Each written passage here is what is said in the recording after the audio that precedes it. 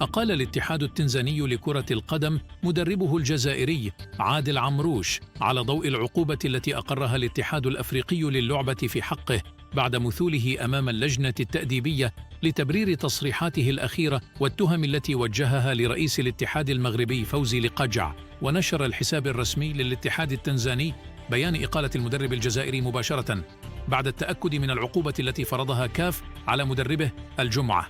حيث قررت الهيئة الأفريقية منعه من الإشراف على مباريات المنتخب التنزاني طيلة 80 مباريات كاملة، وتضاف إليها غرامة مالية قدرها 10,000 دولار.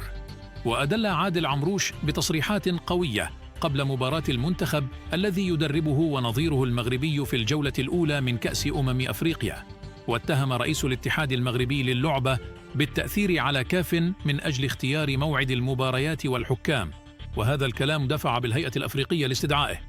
وطالبت لجنة العقوبات عمروش بتبرير التصريحات التي أدلى بها عبر دلائل ملموسة، وكذلك الدفاع عن نفسه باعتبار أن الكلام الذي قاله هو اتهام يعاقب عليه القانون. وعلى ضوء الجلسة قررت اللجنة إنهاء مهمته في كأس أفريقيا،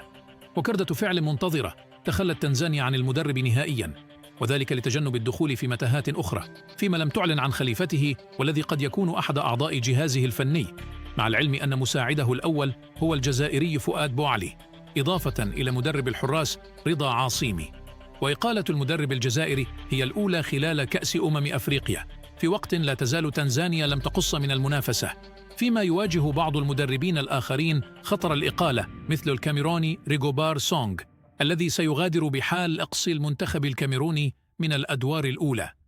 يذكر أن المنتخب التنزاني هزم في أول مباراة ضد المغرب ب3 أهداف دون مقابل، بينما سيلاقي منتخب زامبيا وبعده